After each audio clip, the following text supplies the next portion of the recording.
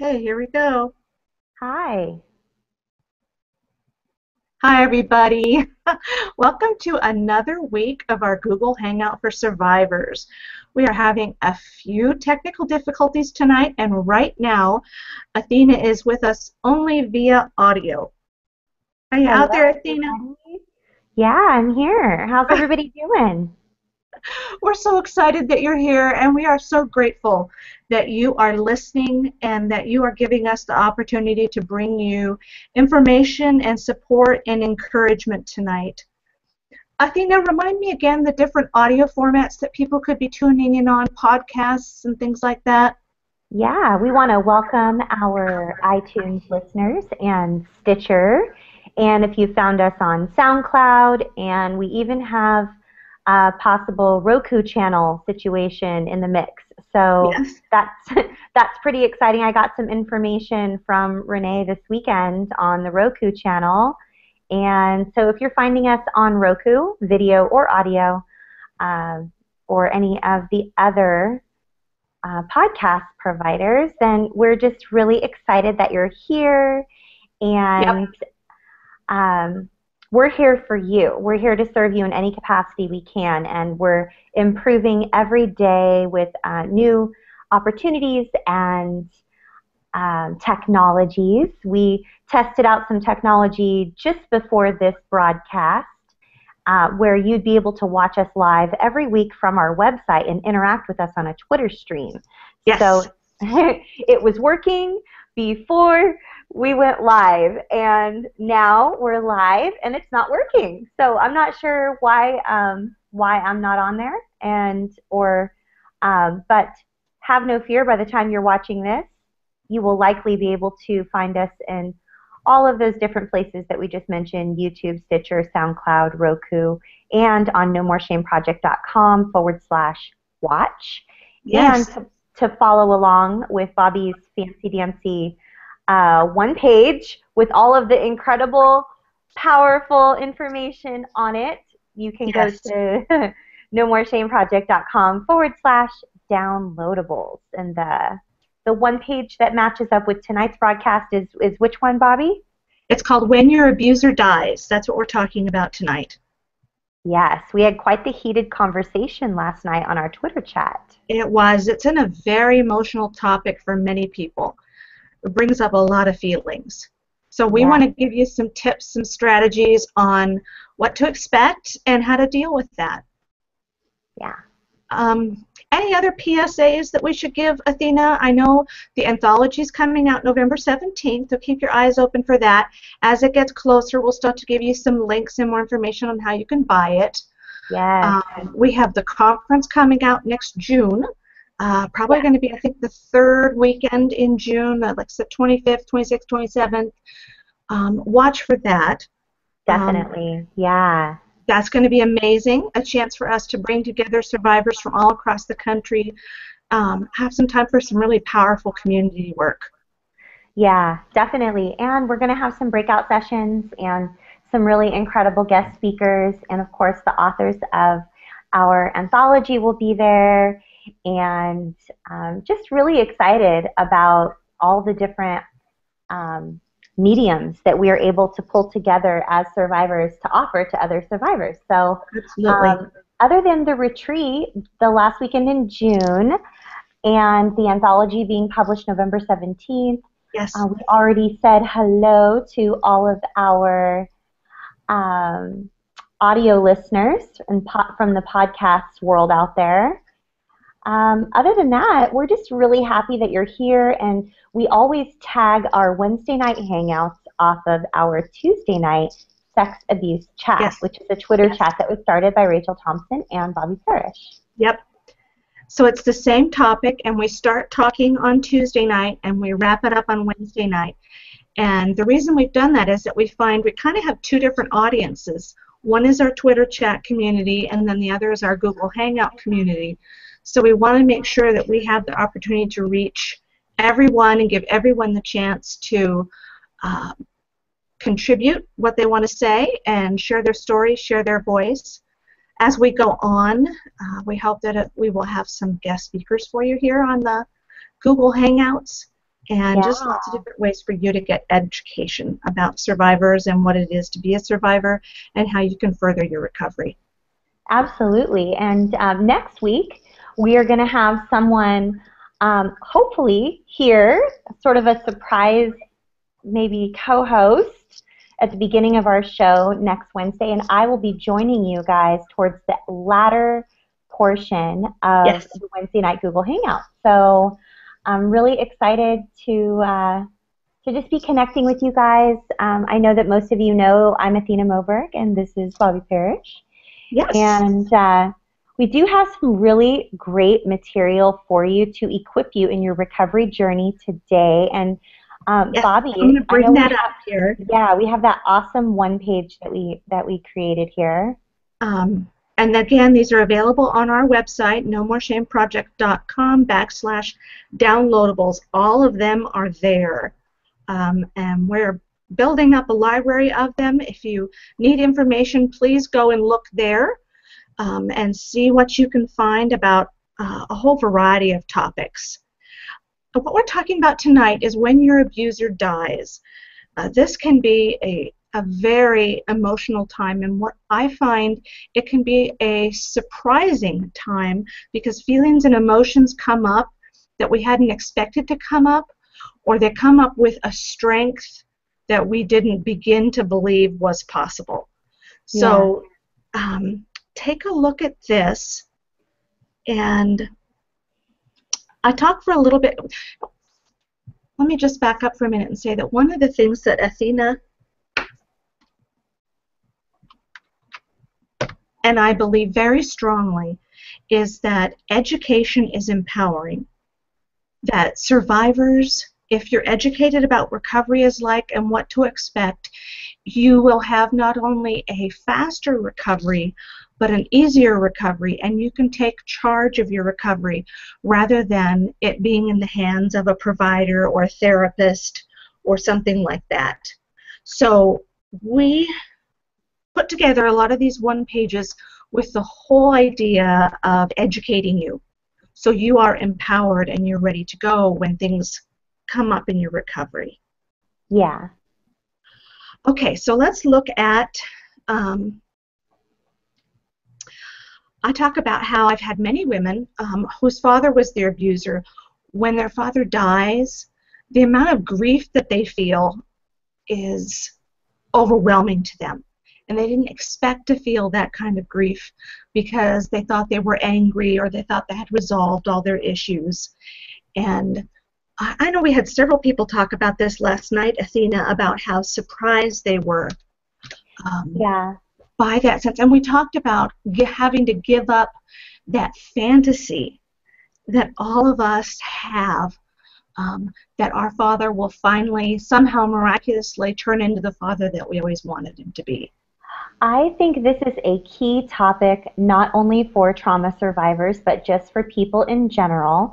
And I was mentioning last night in our Twitter chat, I lead a grief group here in my home. And so one of the things that was mentioned last night that is a common thread just with most humans in general, and that is that we all have at one point in time or another unmet expectations. Now we might not call them unmet expectations. We might call them hopes or anticipations or fairy tale image or what I had thought was going to happen. But bottom line, just from the time we're little, we're born with a need to attach onto a parent figure. Absolutely. A nurturing figure in our lives. Absolutely. And it's hardwired. It is. And we are born as people just into this world with only one skill, and that is to suckle, and that is because we need to be fed. And if we don't have that, where we don't come out of the womb with the skill to suckle, then there's no way for us to learn how to eat. No way for us to survive. Correct. And so attaching to our parent at a very young age when we are born is something that is necessary for us to thrive. Right. And a lot of times we'll have children go, and this could be a whole nother hangout in general, actually, just a whole separate topic, but if children do not attach properly, they have detachment disorders, and that comes with a whole separate set of everything where the child doesn't thrive and there's a lot of dysfunction and what have you. So these expectations start off as needs. We are needing to attach. If our parent is, for some reason, whatever reason that might be, not available, whether it's emotionally unavailable, physically unavailable, if there's an absence, the list goes on. Right. Then there is a process that we have to go through later on where we grieve the fact that that need was not met. Absolutely. So that's kind of where we're at right now with And that. I think, right. Yeah, with the unmet expectation when your abuser dies. But not only were they your abuser if it was a family member, but now they're gone, and you were not only was that need not met, you were never able to address it. No, and I think some survivors, if it's their father or their mother, when they die and they feel grief, they're surprised or they feel guilty. They're like, wait a minute, this person was awful to me. Why am I sad? Why am I feeling this sense of loss? And it's just like you said, Athena, that need for our parents, it's an innate need. It's something we're born with. We have that in order that we can attach to someone who will provide us with safety and food and protection. So if your abuser was one of your parents and they die and you're hit with grief and you don't understand it, that's it. It's not because your emotions have changed or anything. It's because you now have to grieve the fact that you lost and you will never have again the chance to have the father or mother, or heaven forbid both, that you didn't get. Yeah. And it's a big topic, and it's huge. It's they're along with this particular topic of not only, death in general. Death in general is everybody processes it differently and grieves it differently, whether or not they know they're grieving it. But in particular, what we're talking about is if you are a trauma survivor and if the person that passes away was an abuser of yours. Right. So if you were abused by your uncle and you just found out that your uncle died, or if you were abused by your father or stepfather and you found out that they passed away, you could be going through a myriad of different emotions that you were unprepared to deal with. And that is okay. That is why we are here for you. And that's why we have a downloadable resource for you to go through to follow along during this podcast or broadcast or video, however you might be finding us at this moment. So don't be surprised if conflicting feelings come up for you. If anger comes up, a lot of us were taught that anger wasn't okay to express or to feel. When an abuser dies, a lot of emotions that we had suppressed inside us, that we had covered up, tried to turn off and repress, when that abuser dies, all of a sudden our mind says, oh, hey, it's safe now. I can let all these feelings go. And it's like opening a pressure valve. You know, when you shake up a can of soda and then you take that top off, whoosh, they just come rushing out. And so don't be surprised. Be prepared to be gentle with yourself. Be prepared to be kind to yourself. And be prepared to go ahead and just let yourself express and feel those feelings. Yeah. But we, by any means, do not want you to feel badly about any feeling that you have. And that's primarily what we want to tell you. And so if you go down to the section of the one page that says, how can you cope with the feelings that come up when your abuser dies? Athena, can you see that on your screen? I can. Okay, good. I am in a different window right now. That's okay. I just wanted to make sure that it was up there. I'm hoping that I'm trying to find the window that I had where I had you on on the Google Hangout. Okay. So I'm hoping that everybody can see that. I have it pulled up on my computer. So Okay. So you're going through it. my camera, the software is not behaving properly, so I'm not really sure. Actually, can you still hear me? I can hear you fine. Oh, that's interesting. Because I'm on the Google Hangout right here, and it's paused. It says I'm not there, so I'm afraid to click out of that. My apologies to everyone out there listening. Obviously, this is live and not edited, and yeah. So we're just going to move forward here, Bobby. I don't know where you're at in my computer. That's okay. Okay. The Google software is not behaving, and I have no idea. I can see why. it right now up. I just clicked over to the right page, and we are right there. I'm looking at it. Awesome. So the first tip is remember that nothing you feel is wrong. And this is not only true when your abuser dies, this is ever. Feelings that you feel, whatever you feel, never wrong. There's no such thing as a good feeling. There's no such thing as a bad feeling. Like I said, sometimes we're raised to believe that anger or, if we're feeling some dislike for someone, they're bad things. They're not. What you do with your anger, what you do with your dislike of something can be wrong. Because that doesn't give us the right to strike someone or strike at them verbally. But any feeling that you feel, either any time in your life or now when your abuser dies, is not wrong. So you need to remember that and go ahead and give yourself permission to feel whatever feeling comes up. Yeah, definitely. And the second one, again, this is a universal tip. Don't try to suppress or fight any emotions that may arise. Resisting our feelings often forces them to return even stronger and more demanding of our attention. And the analogy that I use with this one is the tube of toothpaste. Toothpaste is meant to come out of the nozzle, but if you put the nozzle on and then you continue to apply pressure to that toothpaste, eventually it's going to come out someplace where it's not supposed to. And that's not a good thing because you're going to burst the container, toothpaste is going to squirt all over. So if you repress your feelings, if you resist your feelings, if you fight with your feelings, I promise you they will not go. It's not going to make them go away.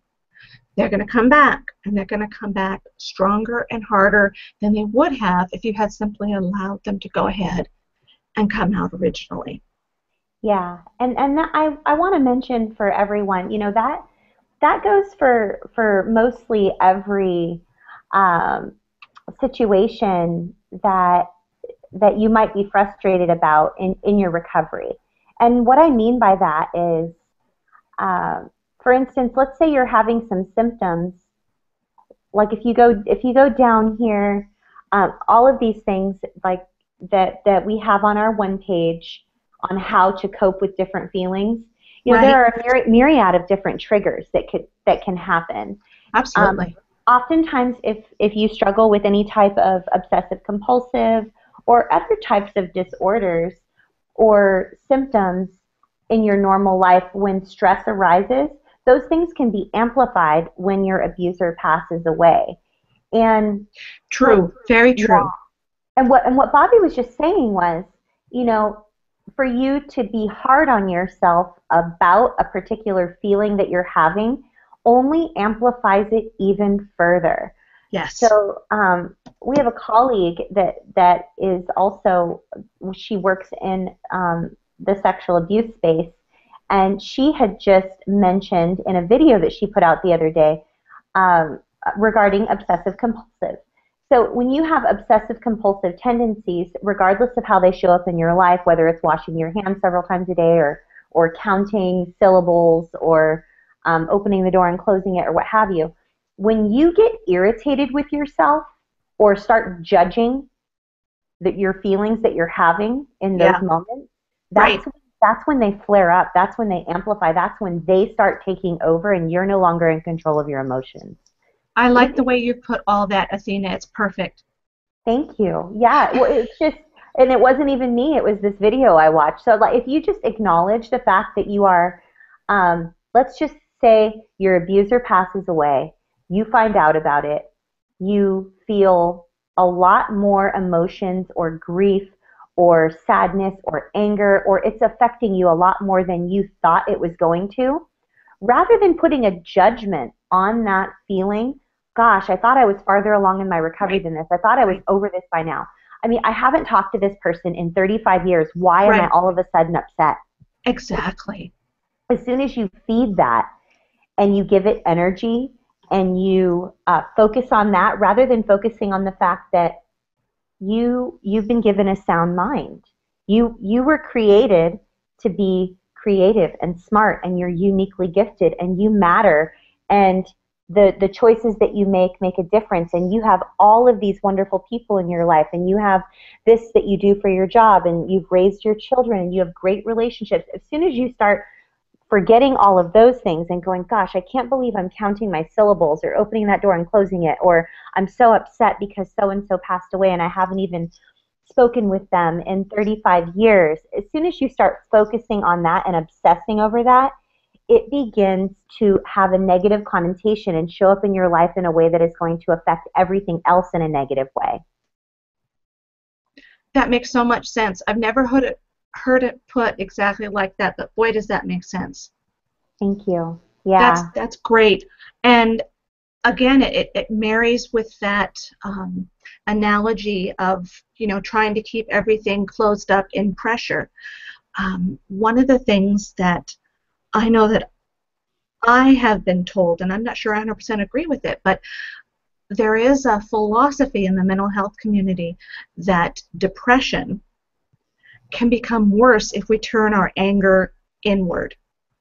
So rather than being angry at my abuser, I can't handle that. That's too hard. I'm afraid of my anger. So instead, now I'm angry at myself because I'm angry and because I'm feeling anger and I shouldn't feel anger and what's the matter with me.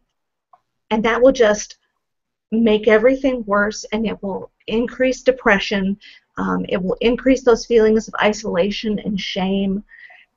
Much better to go ahead and express that anger. And that doesn't mean you have to confront the abuser, because if they've died, obviously you can't. But if you're feeling anger, even when your abuser is still alive, it doesn't mean you have to confront them. It just means you have to find some kind of creative outlet for that anger. Yeah. Like last night. Go ahead. Yeah, I was just going to say, like last night, we had one of our awesome participants in our Twitter chat that was talking about how she hadn't spoken with her abuser since she was 10 years old. Yeah. And that she wishes she could just get over it. And it, again, it's judging our feelings of how we're feeling. And you said something so key last night, Bobby, and that was, you may not. How did you word it? You may not have closure with that particular person, but you can have closure without reaching that person. Yes. Like you can choose to be okay with that. You don't have to, wait until the time when you actually get a chance to reach that person to finally be okay. Exactly. And, we talked about last night, and I know we've talked about this before, about writing a letter to your abuser. You don't have to mail it. Well, if they're deceased, of course, you can't mail it. But write it out.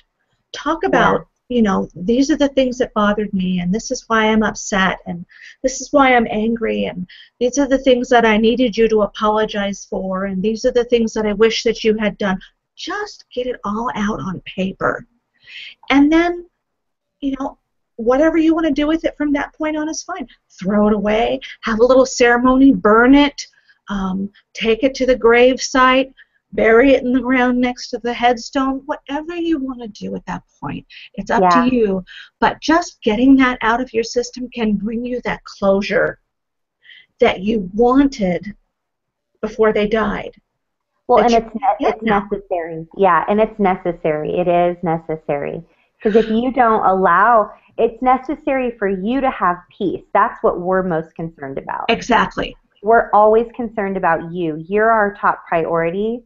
And in order for you to have peace, you finding that way, whatever that secret sauce is where you're feeling that you're at peace and that you're not striving or frustrated or having these unmet expectations. However it is we can help you get to that point, that's our goal. That's our goal. That's right. Yeah. And last night we talked about one of the things that happens when your abuser dies is now you're never going to get the apology that you wanted. You're never going to get the acknowledgement that you wanted. You're never going to be able to see if they show any remorse.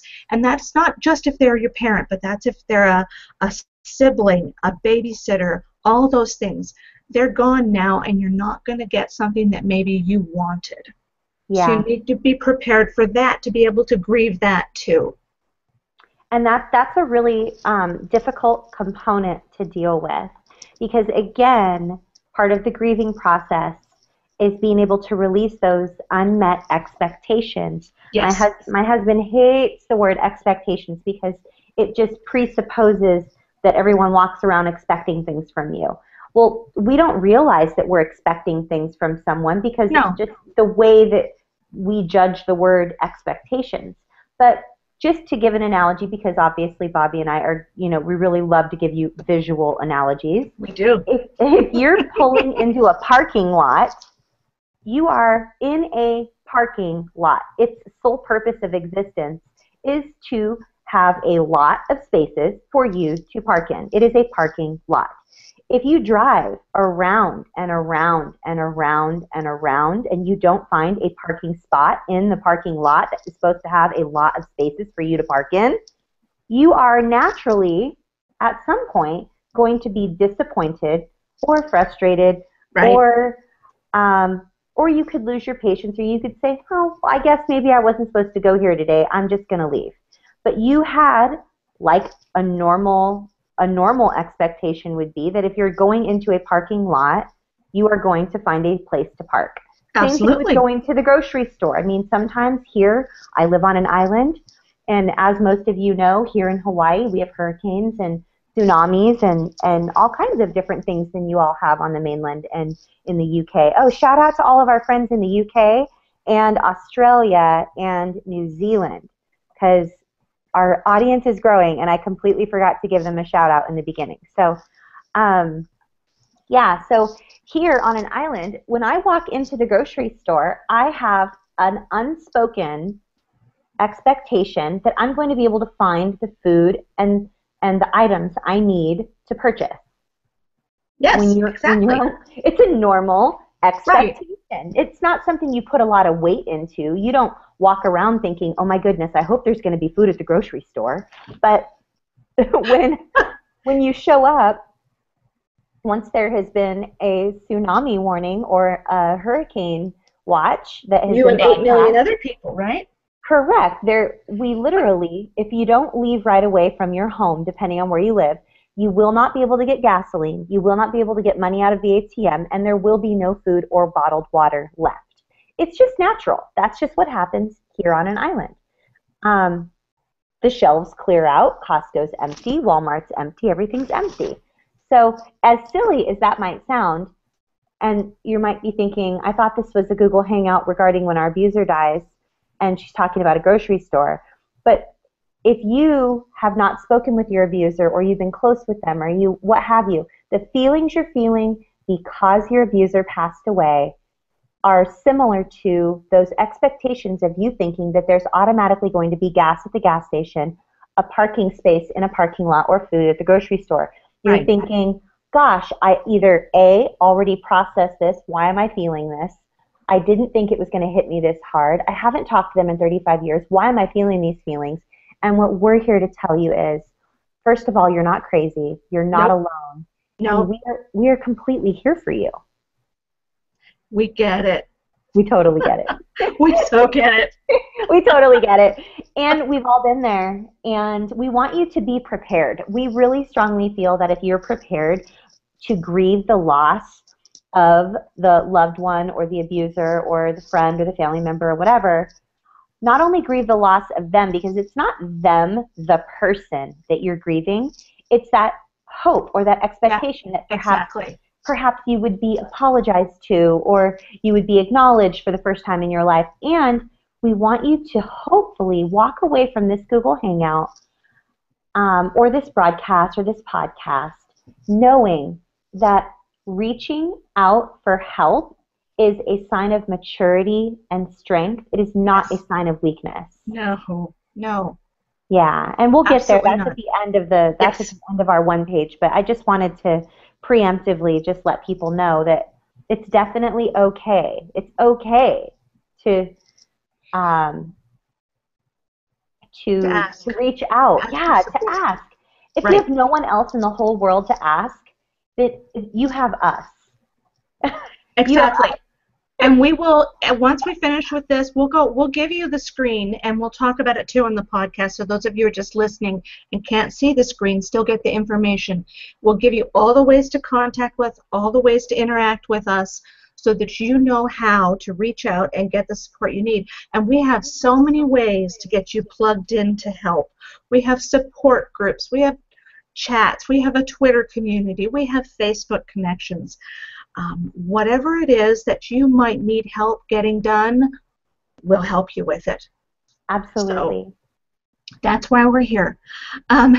So the next part, we've kind of already talked. We talked about don't be surprised by any emotion that comes up, even if it surprises you that you feel that way. Sometimes our emotions are letting us know that we have unacknowledged issues to process. And that we've touched on this one a little bit about sometimes when your abuser dies, you realize, you know what? I didn't talk about that in therapy, or I didn't yet process that feeling or that emotion or that memory. Sometimes when our abuser dies, our brain releases memories that it had been holding on to because it thought that it wasn't safe. So don't be afraid and don't put yourself down if at that moment you need to re-enter therapy, you need to talk to a trauma recovery coach, you need to join a support group. Because you might have a few more things that you need to process and work through. Yeah. Okay. Keep in mind that emotions we experience following our abuser's death can often be conflicting. Don't focus on sorting out which one is right or wrong. Just acknowledge them, feel them, and use them to process whatever information that you need to. So you might be feeling, I'm sad. I'm sad about the loss of my expectations or the loss of my father. But I'm angry at my abuser at the same time. So those are two conflicting emotions. Don't worry about judging which one's right and which one's wrong, or which one you should focus on, which one you shouldn't focus on. Just invite them into your space, feel them, acknowledge them, and if they have some work for you to do, just go ahead and do that. But you don't have to judge them. You don't have to judge yourself. You just have to go ahead and let those feelings come in and feel them and let them guide you towards whatever work that you need to do. Yeah. It's easy to swipe us upside the head or whap us upside the head. I know that I have a family member who incurred a lot of abuse by their father.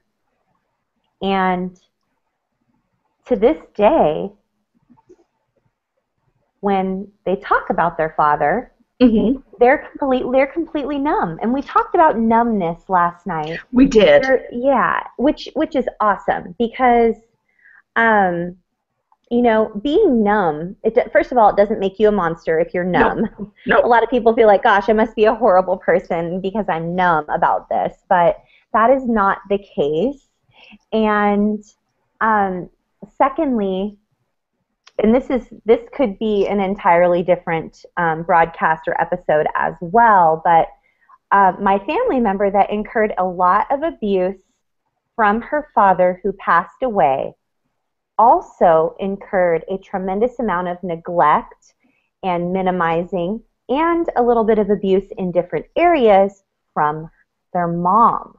Now, when their mom passed away, it triggered an entirely different set of emotions, even though they were both abusers.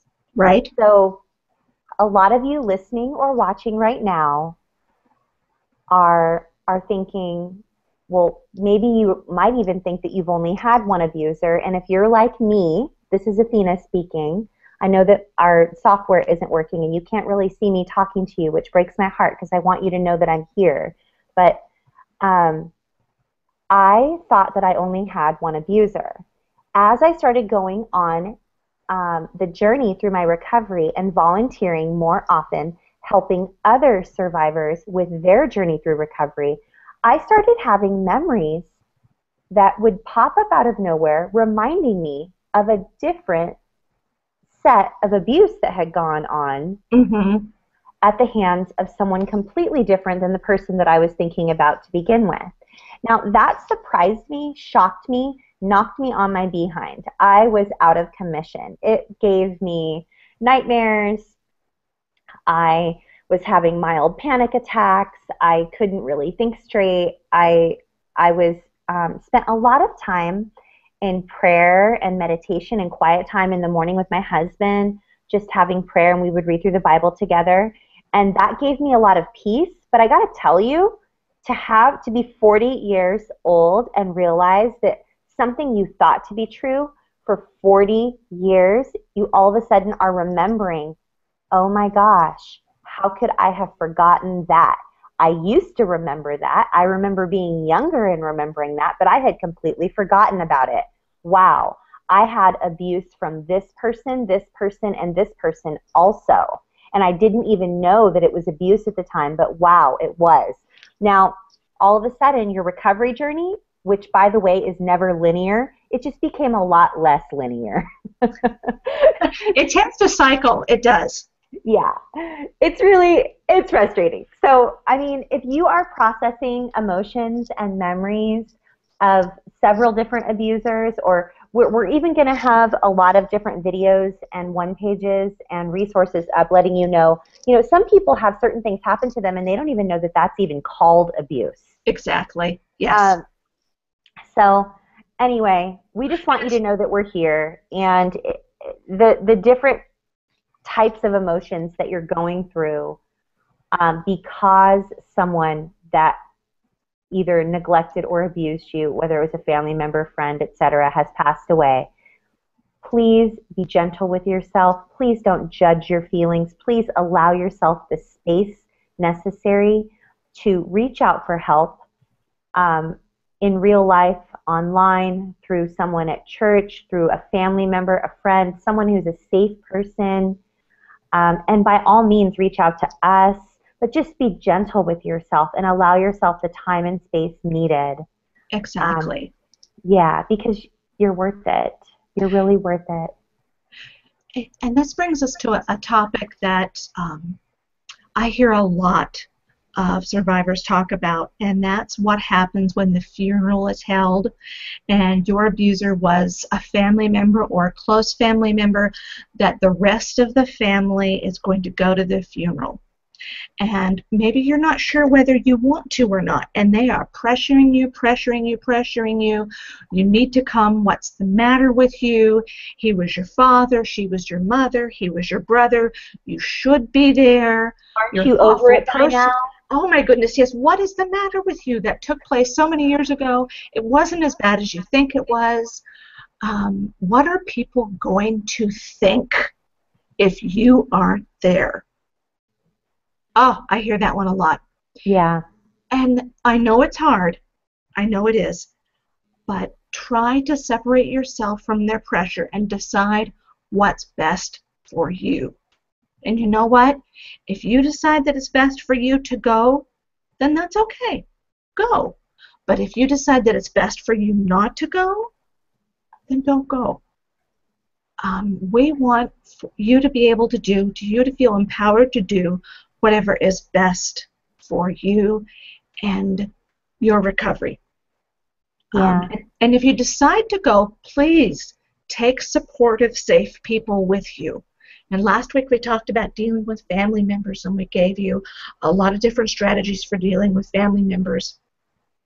So go back to that one page, take a look at that, and if you decide to go to the funeral, the burial services, the wake, take a safe person with you. Don't feel bad if you have to take a break. Step away for a bit, come back.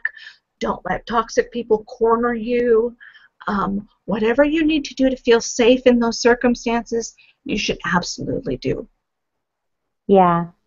And by all means, if you do decide to go to the funeral, even though many families have family dynamics that are unhealthy and dysfunctional on some level, we want to encourage you that we will support you 100% if you go and you, there are a few different things that could happen if you decide to go to the funeral of your abuser.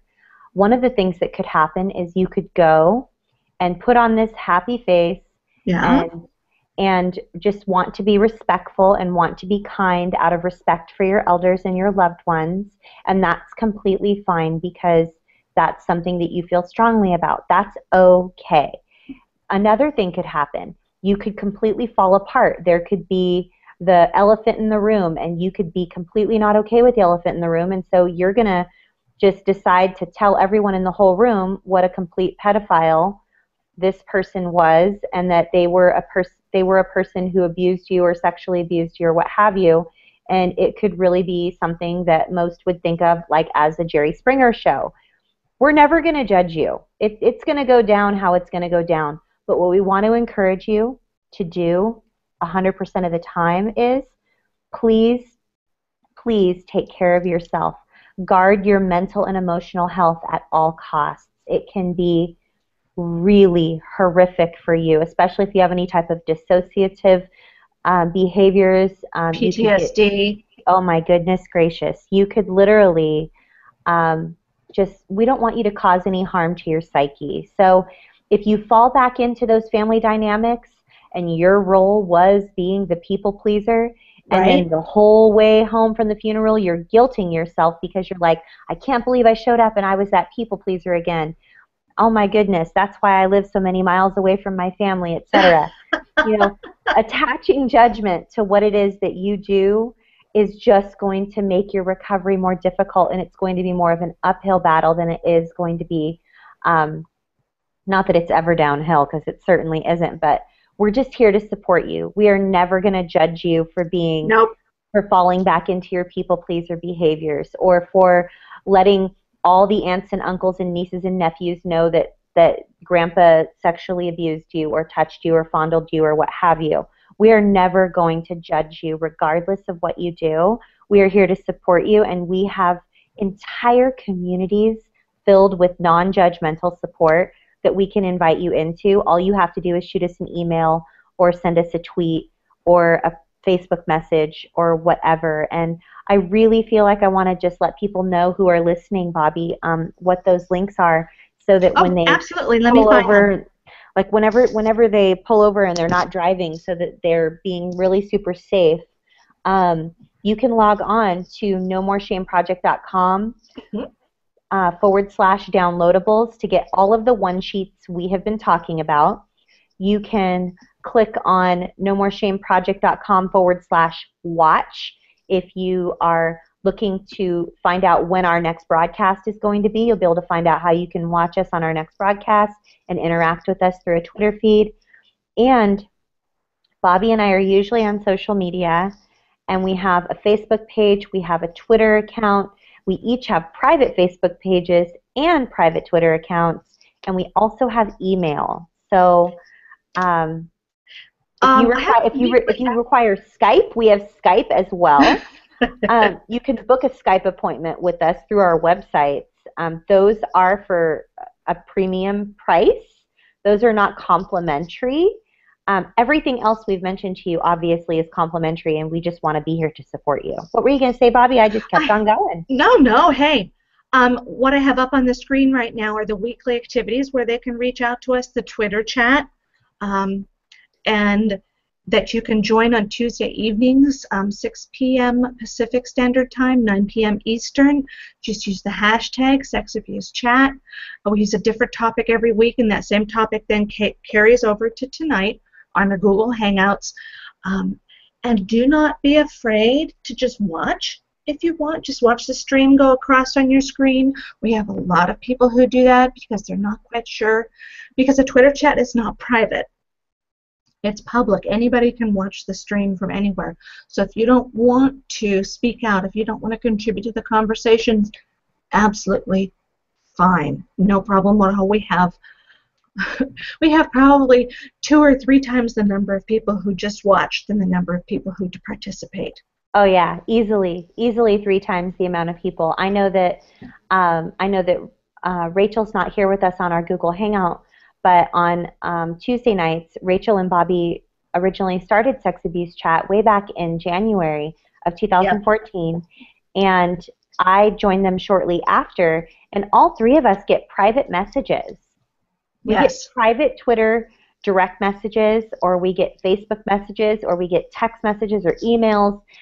Text messages, of course, are people that we know personally that are our friends, but we get people that are out there in the community who hear about it, and they just want to send us a private message to let us know either that they're following along, they're watching, they have a question, they've never participated in something before, they've kept silent for 40 years. You're not going to shock us. Yeah. Oh my, no. You're not going to shock us. You're not going to shock us. You can tell us anything, and yeah, we're here for you. You're not gonna shock us. Oh, I see you, Bobby. Did you see me? I see you now. Yeah. I'm going to go back here, and now I'm going to share the email addresses and things that I have up. I'm going to make this easier for you, Bobby. Moving forward, I'm going to find out a way to have a little banner put at the bottom with your name and email address and information and hashtag and Twitter handle, so you won't have to do all of that. But I'm getting so good at it. I'm super techie. I'm going to figure that out. You are. You are our tech queen. The queen of tech. So there are our Twitter handles. Wow, where did that come from? Twitter handles. Again, Athena and I have separate Twitter handles, but you can reach us also at the No More Shame Project joint account that we have. You can reach us on email. There's my account, bobbylparish@gmail.com, or Athena at athenamoberg.com. And then we also have the No More Shame Project at gmail.com. Yeah. The Facebook website, which is the hashtag No More Shame Project. And then our websites, mine is bobbyparish.com, Athena's is athenamoberg.com, and then the nomore-shame-project.com. Yes. All the different ways where you can reach out to us and connect with us. Anytime. We're gonna be here for you regardless, and we are just increasing the number of ways that you can actually reach out to us. So not only are we going to continue to have the weekly Sex Abuse Chat on Tuesdays, right, and the weekly Google Hangouts on Wednesdays, we are also going to start offering some different products and services that we'll make sure we put up on our website for you, where you can, there's different classes. I don't want to say courses, because there's such a difference between a class and a course. I was online today with some friends of mine and colleagues, and the difference between a class and a course. So a class is where you actually have other classmates that are participating with you, and you have a community of people that you're going through courses with, and you have access to your instructors. Access, that's us. Okay. Bobby and myself, that's a class. Now, a course is something that you download and you never hear from anybody ever again. You don't have any interaction. It's just on your own time. So we're going to have courses that you can download and learn things at your own speed if that's what you would like. But we're also going to have, on your own time. Or we're going to have classes where it's interactive, and we're here like on this Google Hangout format. Or in another type of or a webinar software. Yeah. Private though. It's private. It'll be just us and the people who are taking the class. It won't be like these Google Hangouts where anybody can watch from YouTube or Google Yeah, Plus or Facebook. It'll be just us it would be and your private. other classmates, private. Mhm.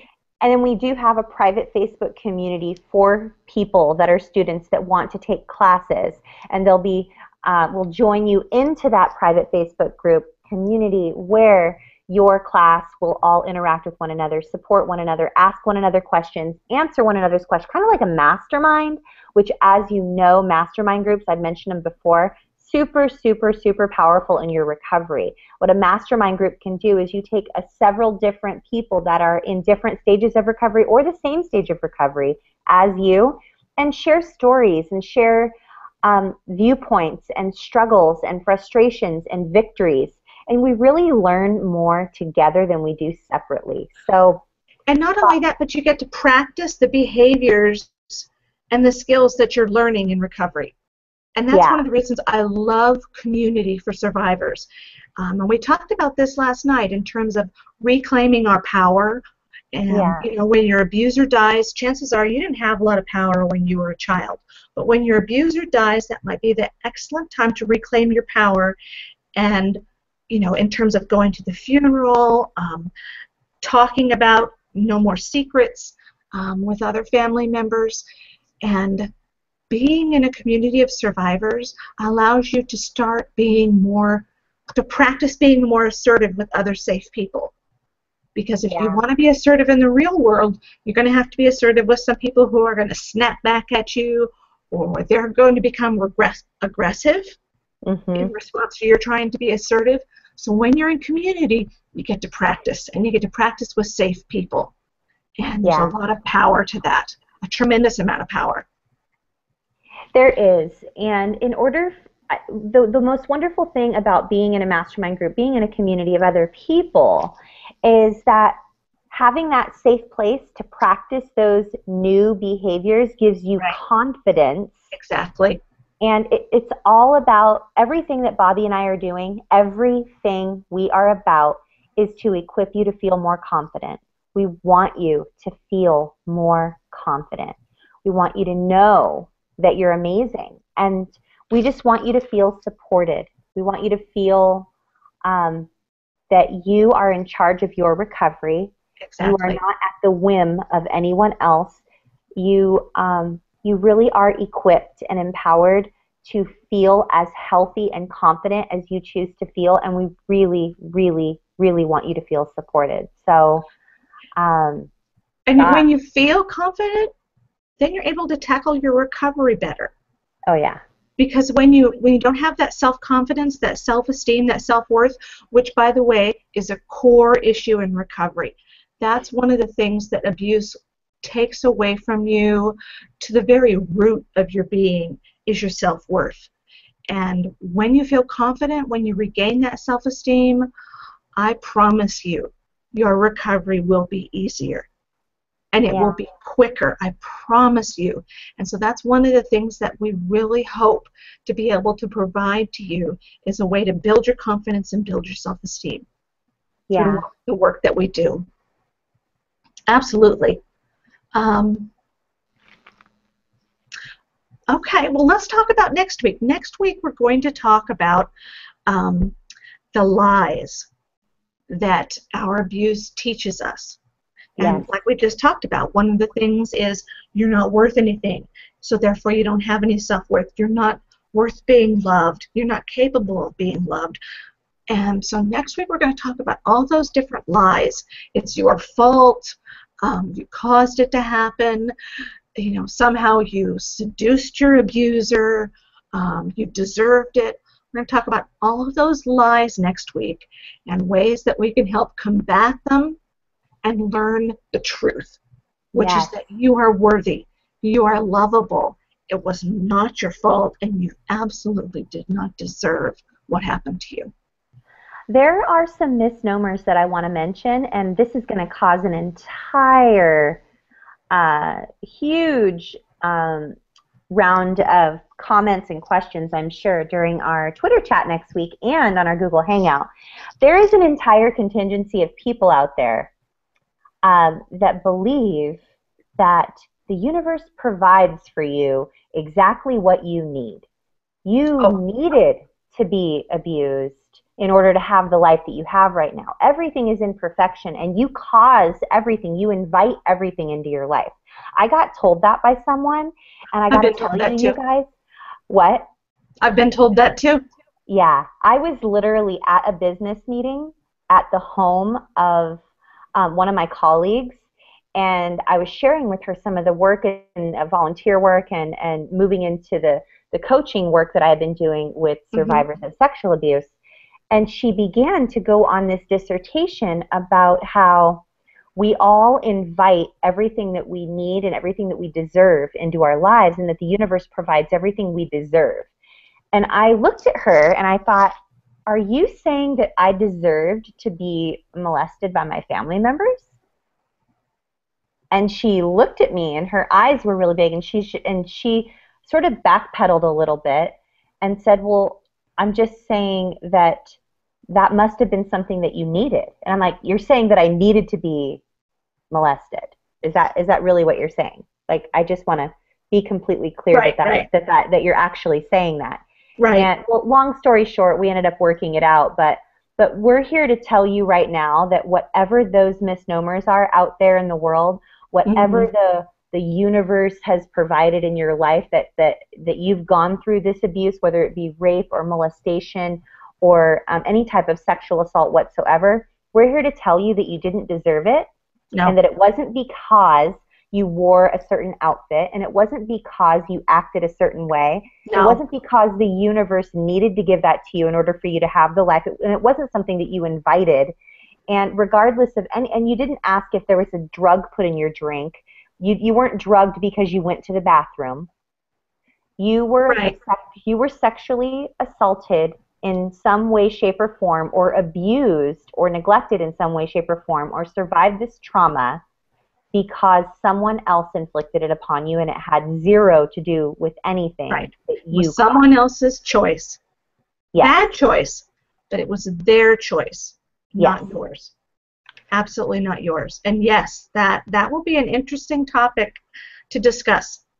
It will be. I'm really excited. I think the more of us that bring that up, I'm interested to see how many other people chime in and say, yes, I've been told that too. Yeah. That's the most wonderful thing about these chats and these communities is someone brings up something that they think was the most outrageous thing to happen to them, and you hear a whole bunch of people start saying, oh, I heard that too. Somebody told me that. Somebody did that to me. I felt that way. And all of a sudden you don't feel like the weirdo that somehow you'd been feeling you were your entire life. Yeah. And it also, another popular one that we've heard is, well, if there is a God and you believe in God, how could he allow these horrible things to happen to you? So there must not be a God. And that's a whole nother broadcast that we've had people request. Yeah. Can we have a broadcast, a live Google Hangout regarding abuse and faith? And faith, yeah. Right. I don't really want to say religion. I want to say faith. I'd prefer it to be faith, because everybody has faith in something. It's just what you choose to have faith in. But, that's true. But a lot of people bash other people over the head with religion as well. So we have some good stuff coming up for you guys, and we're so excited that you're here. If you're new to our community, we want to welcome you. Go over to nomoreshameproject.com/watch and find out when our next broadcast is, or please just sign up for email updates so that we can keep you updated on everything that we're doing in our awesome community and welcome you in. And we just want to thank all of our listeners on iTunes, Stitcher, and SoundCloud. And if you found us on Roku, we're super glad you're here. And we just love you guys. We're totally here for you. We're so excited. Thank you. Thank you for being here tonight, and we will connect with you again, same time, same place next Wednesday, or join us on Twitter chat, or we'll see you in our email inbox on our Twitter account or Facebook. Yeah. So everybody have a good evening or good day or good morning whenever you're listening to this, and we will see you again. All right. Aloha, everybody. Bye. Bye.